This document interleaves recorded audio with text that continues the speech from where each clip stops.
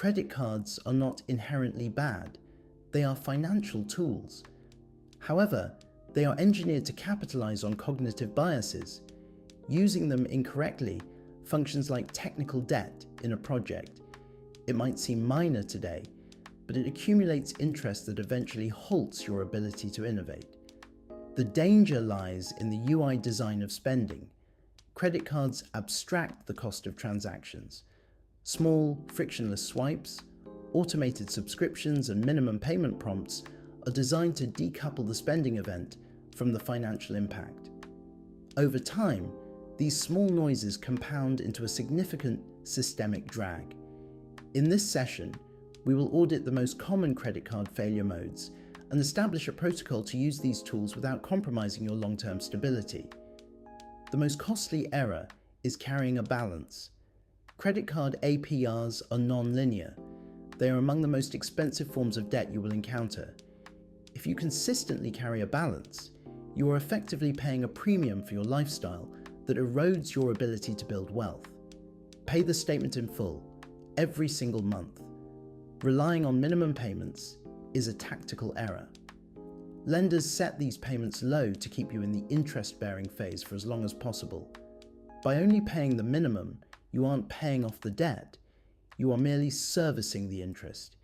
It is a slow-motion depletion of your capital. High utilization is a signal of financial instability to the bureaus.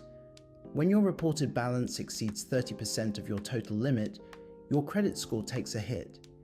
Treat your limit as a capacity constraint rather than a spending target.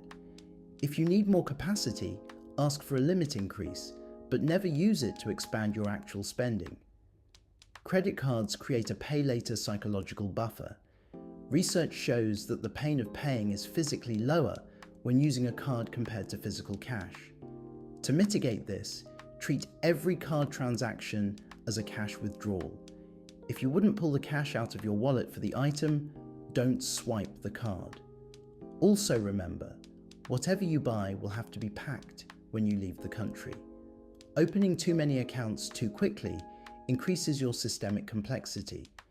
It creates more dates to track, more potential for forgotten payments, and more opportunities for errors. Unless you have a specific, data-driven reason to optimize for rewards, a simple setup is more robust. Adopt a minimalist strategy, 1 or 2 cards, period.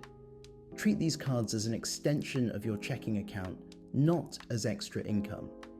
If the funds aren't available in your account, the transaction should not occur. Think of your finances as a closed-loop system. In this system, a credit card is simply a high-velocity transactional interface. It accelerates the transfer of value, but it does not change the fundamental balance of your net cash flow. Your goal is to maximize the utility of the interface while keeping the overall system stable and predictable.